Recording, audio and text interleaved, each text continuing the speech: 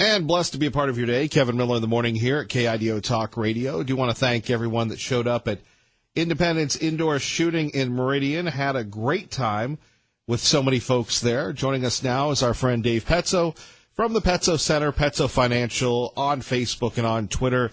Money Matters, Saturdays from 8 to 10. Dave, good morning. Good morning, Kevin. So we take a look at what's going on in the world. We've got the Korean situation. We've got Donald Trump with the Stormy Daniels. We've got things going on here locally. People can't afford homes. Dealer's choice, where would you like to begin today? How about Apple earnings being so good and blowing away the bears again? Let's go with the three that those three, which one? Okay, all right. Let's go to people not being able to afford homes because the median home price now has gotten just about, $100,000 over it was, I think from Maggie's report, over, $100,000 over it was just even 6 months or a year ago. Yeah. So you have people that are doing everything correctly, they're getting the financing, they're getting pre-approved, and no homes for them. It's as if Seattle has replaced the Treasure Valley. Right, and Seattle, of course, is the Treasure Valley on steroids. You're right. This is a big problem really across the United States in any of the growing communities, is finding affordable housing that's anywhere near the core of that particular area, the core of the city. And so we're finding that people have to move way out here, and that's inevitable when we have this kind of growth. It's a blessing to have growth, but when we have this much growth, so many people moving in with so much money coming from California, you sell a home there for $1 million and or $500,000 if you lived way out of the city. You're coming here and soaking up all of that available housing. Right, and then you take a look at people that should be able to get a home, and they can't get a home, and this is a real dilemma. Now, is this capitalism, my capitalistic friend, at its best, or is this just crazy? Well, it's both. I mean, obviously, capitalism is the freedom to move where you want to move, and therefore create demand in that community and drive prices higher. It's not going to distribute that. People don't want to live in the middle of the Nevada desert. They just don't. I don't blame them. I've driven through there. We all have, and that would just be not the same as living in the Treasure Valley, would it? So demand for houses is going to be a lot higher here, and if you live on the river, you look at the foothills, you have that kind of, or you're close in, it's just too expensive for most people. That's what most cities face, and again, you're not going to create overnight affordable housing. They are obviously doing some things or trying to do some things to create more affordable housing, but then again, we get into government solutions to a problem. Usually, that leads to more problems. Well, but then again, you have this unfettered growth going on, and you have people building apartment complexes that, the rent there is about the size of a house payment. It really is. We still are in that interesting area, aren't we? Indeed, and I'm sitting here looking at one of these publications, and they're talking about Star, Idaho, and I don't really, I live in Star, Idaho, and it's great and it's fun and it's exciting, and the old days when you didn't have, you've got a Bi-Mart now, you're going to have an Albertsons. But the point of the piece was, this is good that they're going to add 3,000 homes to a population of, 3,000 now, doubling essentially the size of the city, because that will force people to take the bus. Right. Well, there's no bus. Right. So it's going to force more government spending. Yeah. And why do we vilify people that want to get in their car to have the freedom to go get maybe a little bit more for their money, what have you, and drive into work? No, we're going to make them take the bus, and then we're going to tax people to pay for the bus, so people won't have to pay for their cars. Because it can't pay for itself. Right. It's really not economically viable. Another perfect government solution. Exactly. And I'm thinking to myself, and they're promoting this in this publication as the paper is such a good thing, and I'm going, well, no, not. Perhaps it's time to take a look at responsible and constructive growth. And my question to you is, are there really 3,000 more people that are going to go into this tiny outlet? When's the last time you were in Star. Maybe you were a guest at the Governor's Ranch. I don't know. No, I I've was never not. been there, but you know what I'm saying. I do. No, I think that Star, the reason you like Star is because it's not exciting. You said it's a place where you go, it's quiet, it's relaxed, it's kicked back. If you want excitement, downtown Boise offers excitement. Places in Meridian offer excitement. Middleton is exciting. It is, compared to Star, perhaps, but I haven't really thought of it as a destination excitement point. But it's one of the best kept secrets of the Treasure Valley. Not anymore. It's out now. Right. You have announced it. But it is. But that's the reason why. And I'm afraid with 3,000 people more, just like you, Kevin, I don't think that's what Star wants, needs, wishes for. Sure, it's great and groovy when you have your home prices go up, but you have to have a place to live, and your lifestyle's going away.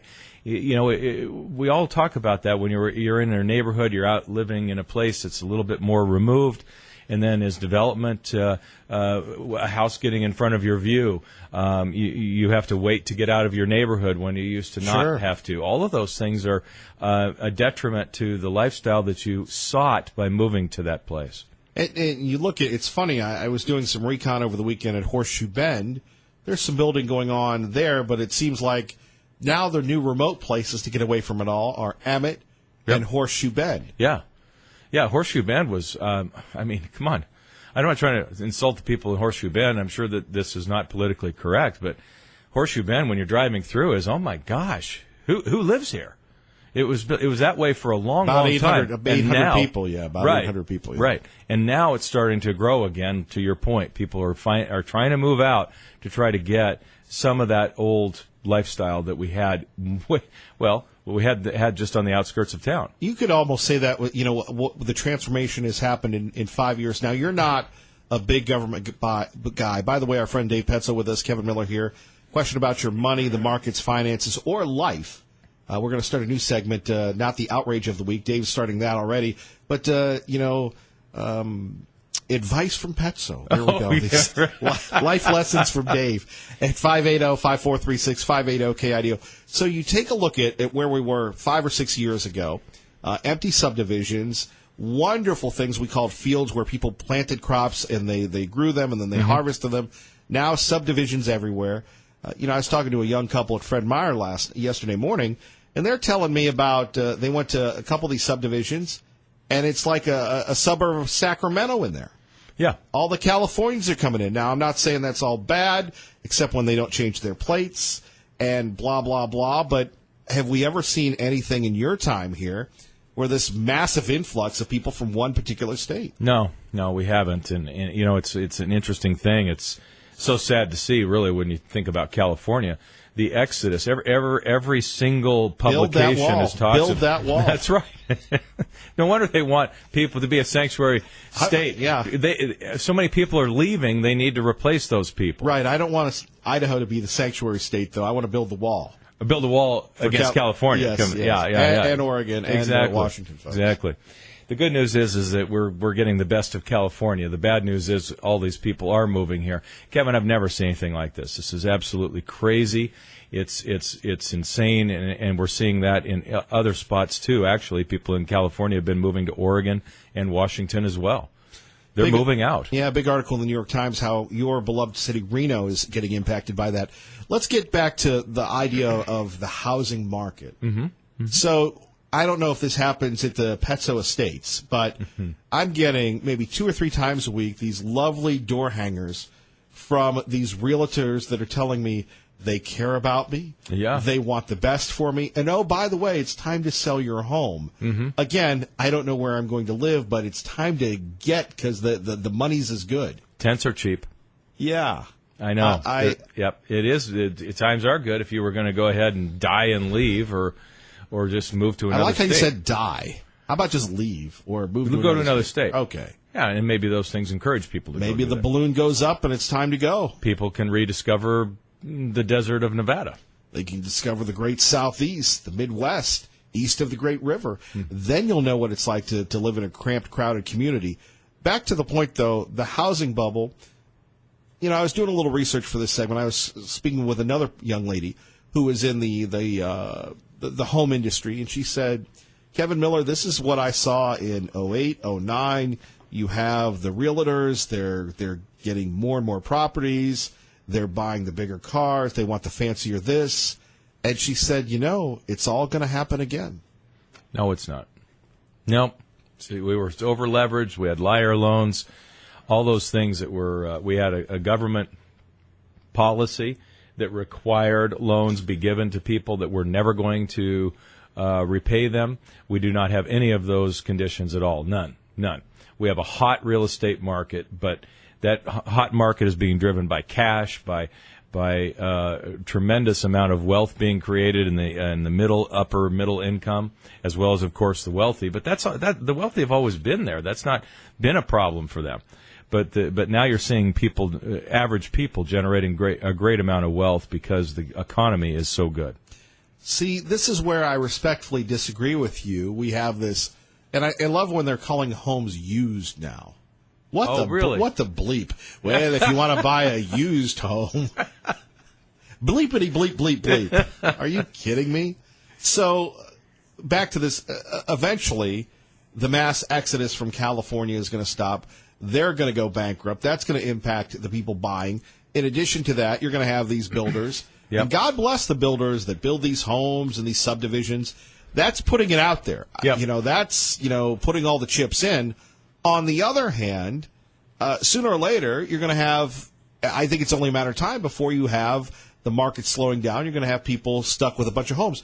We saw that in the Balkans. Yeah. We should have went out, and I wanted to take all of your money and invest in those old trailers that were, sat dormant for about a year or two, and I'm sure they're selling out now. But you are. I haven't seen the man camps again yet. But. Well, that's because they're another best-kept secret, like Middleton. I'm telling you, great pizza shop in Middleton. Anyway, back to the point here at KIDO Talk Radio. Can't you see a day when the endless road has to stop? Yeah, you can.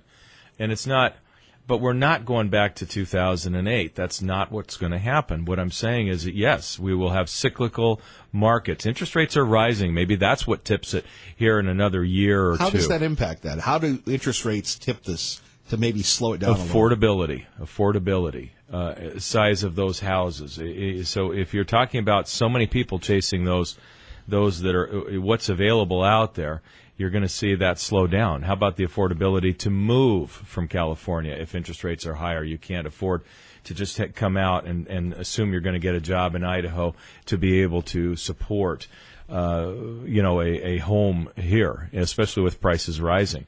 So in between that, prices rising, the economy's good, and the city's running, just perfectly right now.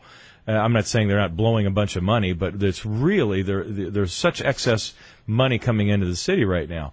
Everything's on fire and it's good, but we're going to have to see it slow down, and it will at some point in time. But I just don't like the talk of it's just like it was. It's going to be just like it was. Number one, when we have terrible calamities like 2008, it never is exactly like that. Maybe not exactly like that, but you have people. I think her point was making the same mistakes. People will always make the same mistakes. Unfortunately, history should be a more popular thing, but it's not, and people do make the same mistakes over and over again and curse the system, but instead of learning from it. But we are in a circumstance where I hope that people will start learning from what's happening. More with Dave Petzo next. Maybe we'll talk about Apple. You really want to talk about Apple. You were kind of almost gloating on that one. Well, it is fun to see all the pundits have their head handed to them for the 23rd time in a row. That's really nice to see. Yeah.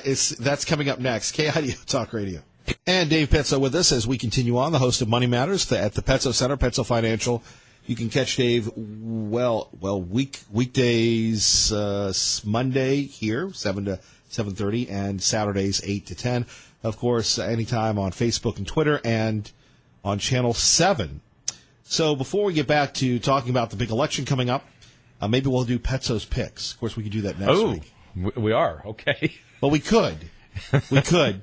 But before that, you were talking about Apple. You were talking about just some of the big box office like successes that we've had in the market recently. Yeah, there have. There's been a number of companies that are just knocking the cover off the ball. They really are. And and they have been, whether it's some of the financials that have been doing well, the market hasn't been doing well. It hasn't been doing poorly. It just, you have all this great news, but the market isn't going up.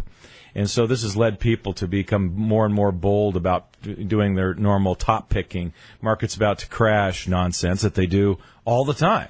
It's just another reason to talk about why the market is clearly going to crash any second now. And it misses the point that the same people that have been saying this over and over and over and over again for literally 10,000 points or 20,000 points. They are the constant doom and gloom. But when it comes to a company like Apple, they find that they have to make some kind of a call every quarter that this is it. And this is a company that generates, as we all know, has over $100 billion in cash. They can do anything they want. And they generate massive amounts, billions of dollars of free cash flow every quarter. They pay out in the form of a dividend, stock buybacks. It's been an incredible story. But for some reason, people feel like they need to try to call the top. And here they go again. They did it. This time it got very, very, very loud. And people piled on and talked about how Apple was clearly losing out in sales. Well, they didn't. They don't. And the stock actually last week hit an all-time high after all the doom and gloom talk. And again, it just shows us, just don't listen to these people. They are just negative all the time. And they have for years, decades, been negative. And it just shows, really, even with one microcosm, one company, how much negativity there is and how wrong it is. Dave Petzl joining us here. Kevin Miller in the morning at KIDO Talk Radio. Let's get to the end of the line. We're just a few days away from the end of the largest, most expensive, longest primary in Idaho history. Yep. Your thoughts? Well, it's good that it's coming to an end. At the same time, it's weird to think of the election being decided in May, right? And I think that's going to be the key: is which person, which candidate is going to be able to get their constituents to make sure that they show up and vote on a day that's really not an election day, right? It's not thought of that way. It doesn't have that same feeling like I've got to get out and vote. I feel that way, Kevin, but I vote. I'm involved, if you will. I personally like to get out and vote. And so, as far as driving the general public out, I just don't see it happening. And it's going to be up to that, if you will, that grassroots effort. Will all the people that said they would vote for me, will they come out and vote for me? That candidate will be the one that wins. A lot of money involved in voting when you think about it, in running for office. Oh. Just even if you buy signs, and you're going to go, well, Kevin, signs aren't cheap, and then to put them out there. Yeah. Tons on the road. Well, I think we're going to out people that don't pick up their signs afterwards. I like it. I think that'll be one of our missions. But, think about this, that you have on the Democratic side, the governor's race, you've got A.J. Belukoff, Paulette Jordan, which, because there's a contested Democratic primary, the Democrats, I think, will be more inclined to stay Democrat as opposed to trying to play shenanigans with the Republicans when you have Steve Pankey, Raul Labrador, Tommy Alquist, and Brad Little running. Mm-hmm. And then when you look at these candidates, I mean, they're first-rate, first team. It'll be interesting to see how the voters react to the shock and awe of advertising both radio, which is the most effective means of reaching your voters. And I can prove that point in a minute. And I know it sounds self-serving, and I'll out myself there. Television and other forms of the media. But I'll tell you why radio is important, and we'll get Dave Petzl's response. But first, traffic and weather. Oh, you know how it goes. So the reason why talk radio is more effective than any other form. People will say, look, I can do a digital dizzle and a dazzle and this, that, and the other, and those are good things. But the people that listen to talk radio are more inclined to vote, to be activists, to be part of the process. Remember, we're talking about primary voters, the people that know the issues, that go to the town halls, that host candidates, right? If you're playing Michael Bolton, chances are you're not going to be going to this primary. So we take a look at the matchups, and you give A.J. Belukoff a lot of credit. He's running again. spending a lot of his money and raising a lot of money. Mm-hmm. Your thoughts on the Belukoff candidacy? We've touched on it a little, and look, Paulette Jordan, she could win as well, but if you were betting money, most people think that A.J. Belukoff is going to win on the Democratic side. I would think so, because he's the only one that can run a campaign that has any chance of winning against a Republican, and I don't think he has a chance to win. But it's I think it's commendable that he runs. He's obviously a successful man, and I've always been impressed with the character he appears to have, in that everybody who knows him likes him, and I think that's a telling thing, that he has been an honorable person in business, and we can't say that about most all candidates. So I think that's a really a big plus. I don't happen to agree with him politically, but I wish him well as a human being. I think he seems to be a very good guy. Well, I think what the Democrats are counting on is the Republicans being fractured after a contentious primary season. How do you see that? I see them all coming back together like all the parties do. Everybody coming back home. Everybody comes back home and votes for their Republican candidate. You bet. Well, and that's why we want you to join us May 17th at Terry's Cafe as we bring everybody together, and then we'll have the Unity rally after that. But the Unity breakfast first. It's always good to have a Unity breakfast first. I think it's a great idea. Absolutely, it is. Yes. What should we be looking out for this week, Dave Petzo? Again, we're even though I say earnings, obviously each quarter we say earnings for about a month because they are a big driver. And again, as long as these companies come through with numbers, remember this: good earnings are good.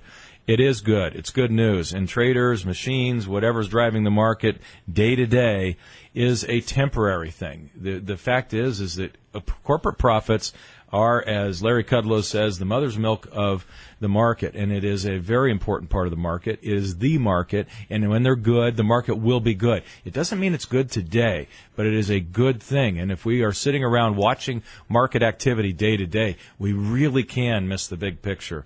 We really can. We can miss the forest through the trees. So it's a very important thing to focus on what the fundamentals are, and they are unbelievably good right now. We have never seen, we haven't in decades seen a market like this, an economy like this, where corporate profits are this strong and the economy is continuing to grow. So whether you like Donald Trump or not, he is presiding right now over a perfect situation. Dave Petzo, we will catch you this Saturday at Money Matters. Thank you. Thank you, Kevin. You're listening to Kevin Miller on KIDO Talk Radio. Good morning, Maggie. Good. KIDO Talk Radio. More of your phone calls next. Pro-Life and Cindy Hang On. Out to New York, Tanya J. Powers with a story about Albertsons, where the Fed says Albertsons supermarket chains no Spanish policy must go. Good morning. Good morning. So what's this all about? Well, it seems the store in San Diego, one of them in San Diego, the managers had been keeping the employees, the Hispanic employees, from speaking Spanish while they were on the job, even if they were on break or if they were dealing with Spanish-speaking customers. And they had basically barred them from speaking that language, in the store. And the EEOC, there was a lawsuit and has been filed. The EEOC says, you can't do this. That's illegal. Apparently some of the employees had complained about this, and then they ended up having to transfer to different stores because nothing was done. No action was taken about it. Huh. It's hard to believe that you'd have any type of action like that in the world we live in today. That we would... You'd have that. What? You'd have that policy today. They say it was not a policy. They say that it does not require. They don't require their employees to speak English only. But according to them, the people who worked there, they said that they did not allow them to only to speak Spanish at any point. Huh. Interesting. Any other fallout of that?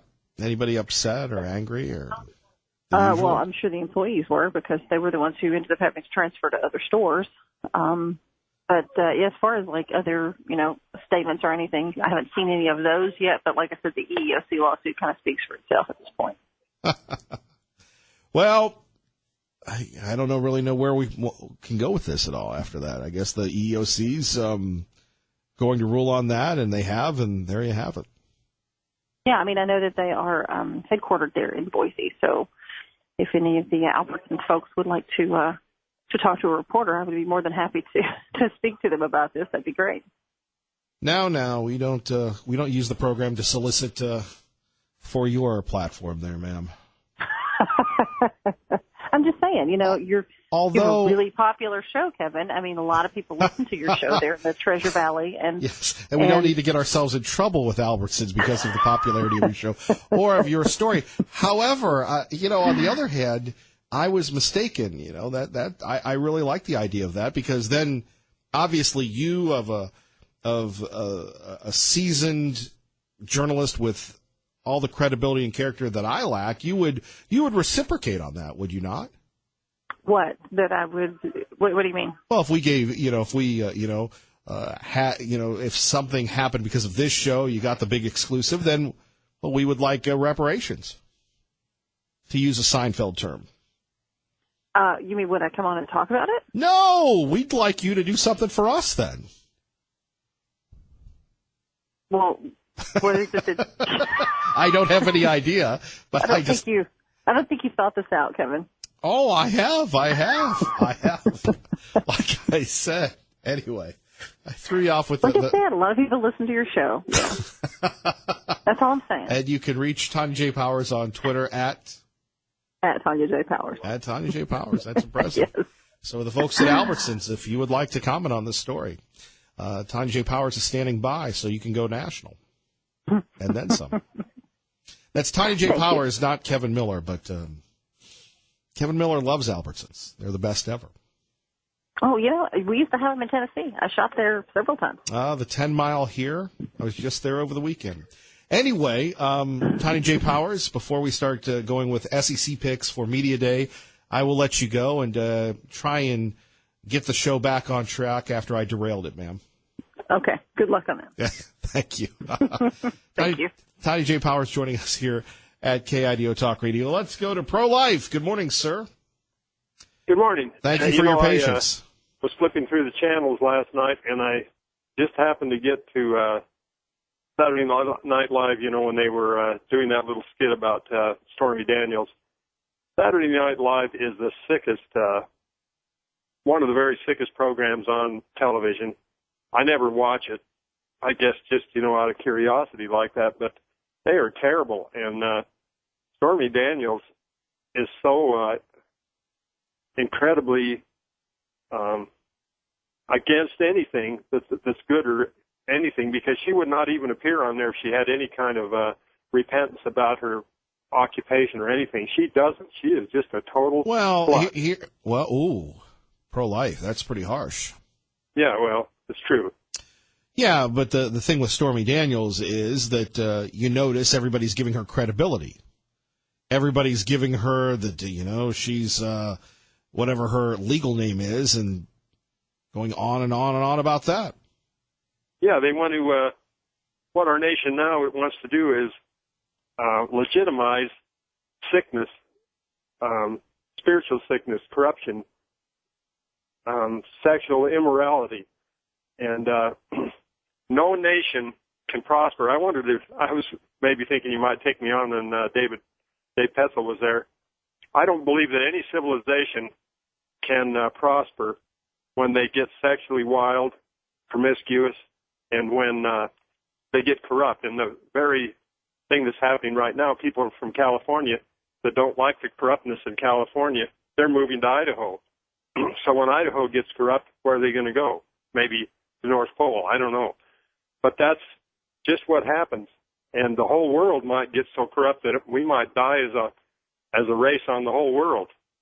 God's children might have a big hard time with God on the world. And I think we're going to have that. We're heading that way, because there's nobody trying to stop it. Well, and for people that didn't catch Saturday Night Live, here we go.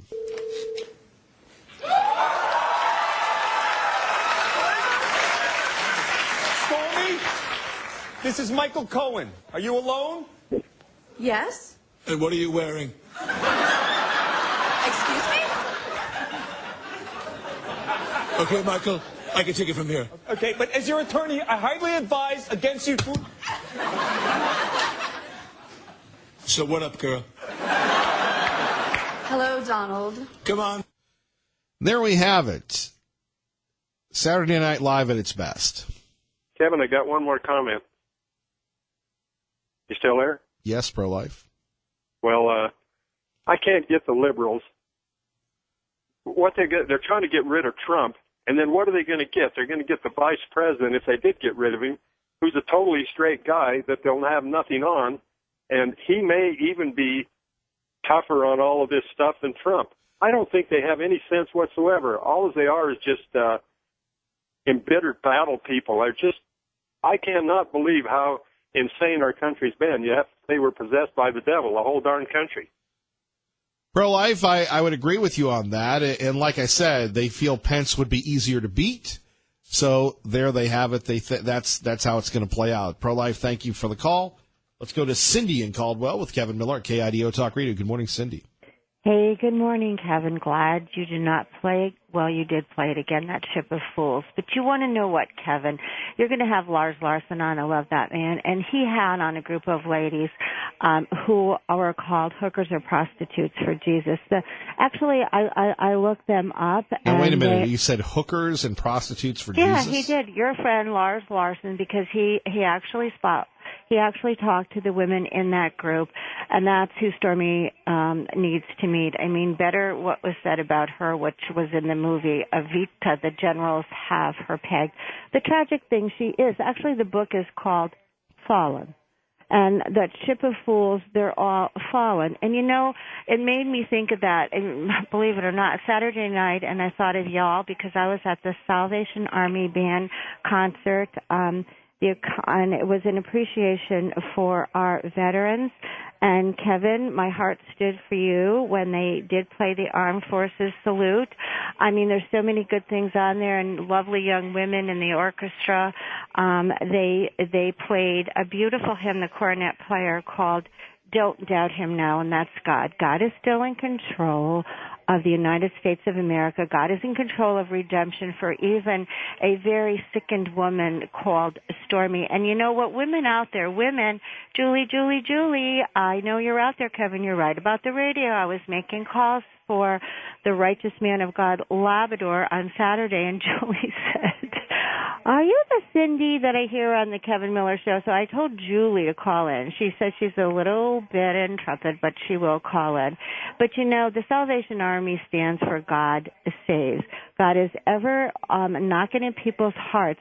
But Stormy, you got to open the door, because the tragic thing about this, our church for Mother's Day is showing the movie. It's called Fireproof. And not only, when you're talking about pornography, it's not just a funny thing of someone removing their garments. It's all caught up to an act. Any book on pornography, or these men that get caught up in it, that's why there's booths in porn studios.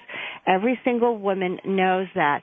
So her destruction of marriage along her career, women, wake up. Go see the movie Fireproof, because that's what that profession is all caught up in. When you get them titillated up in their brains, they're also performing a sexual act that is really difficult for men to then struggle with in a more God-created fashion. And that's just the real deal. I am trying to be, as a nurse who worked in many units with many addictions, as what would be the word, sensitive as I can on a family show. Go watch Fallen and see what happens to marriages, because she is the destroyer. Our president has a son. If she had any repentance, like the Lars Larson women who came on there, she kind of needs to go meet them. The press, forget it. I had a laugh. Saturday's paper in the Idaho Press tabloid, they're talking about cleverly disguised trickery with a thing that went out, some paper. It was obviously giving ranking for conservatives. And, you know, they are so good at that. I had to actually laugh, because they will do everything they can, including their picture of Stormy again on Saturday, to take this president down. So if people will wake up and realize they are propagandizing you. After the hometown news, There is nothing that they would love better. They are part of Sean Hannity's Destroy Trump media, and they do it very, very well. I mean, I actually have to say that. They're really good either trying to demoralize the right or other. So I'm with the Salvation Army. I hope you get him on the radio. His son was playing a trumpet with the band there.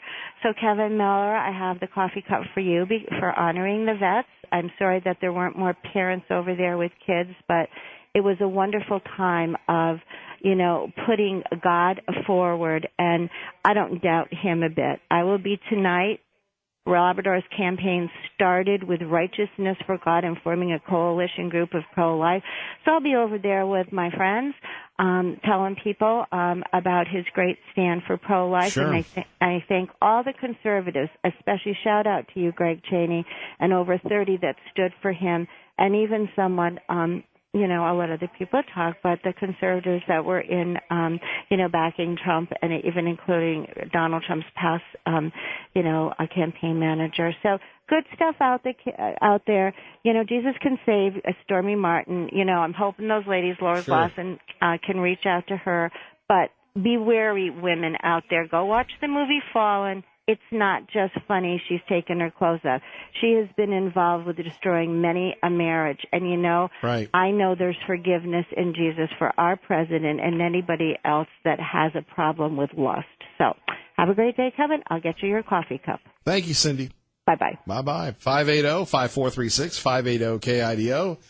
This in, the Idaho Democratic Party on Friday said the state should investigate a publication purporting to be a conservative newspaper because they argue it's really a clearly disguised political campaign mailer. Don't you think the state Democratic Party has better things to do than go after a publication known as the Idahoan? It's interesting when we think about this race and what it means and what it comes down to everything. On one hand, we have the National Democratic Party trying to unseat the president, and then we have the Democratic Party here in the state of Idaho, which really is composed of the people in the city of Boise, and that's just about it. How much has their influence grown? I think we'll catch up with that after November 15th. Do want to remind you, we will be on the road again this week. We're at St. Ignatius School in Meridian, Idaho. Right there on Chinden and Meridian Road. We will be there promoting our school, securing our future, thanks to Cap Ed Credit Union, Team Mazda, Subaru, and Grade Power Learning in Meridian. And looking forward to seeing all the friends and folks at St. Ignatius. This is their first year in operation. You're listening to Kevin Miller on KIDO Talk Radio. Recently in Louisiana, senators unanimously voted in favor of requiring public school districts to display the national motto at every building under a district's jurisdiction. And the most recent debate in Minnesota, and a bill introduced there, would require school boards to post a durable poster or framed copy of the motto, "In God We Trust," in every single school building. Republican State Senator Dan Hall is the chief sponsor and says it's as much about American history as it is about religion. Not everyone is happy about the possible requirement. Some people say the motto is a religious reference that would violate the Establishment Clause of the First Amendment. Gotta love that. It's gotten so bad that you have states across the country fearing more secularism, fearing more, I don't know what you want to call it, immoral creep, that they're requiring places to put up "In God We Trust." Of course, that was and is the motto of America. It was adopted as our motto in 1956 as a replacement for the motto "Out of many, one," which you can still see on the dollar bills or what have you. But "In God We Trust," what is so wrong with that? I mean, these crazies that have an issue with that. Well, religion, America. You can't redo history. Now we see that some of the times in the publications and the media going back and forth trying to reinvent history, but God created America, right? What's wrong with acknowledging "In God We Trust"? 55 right now. Let's get you to work.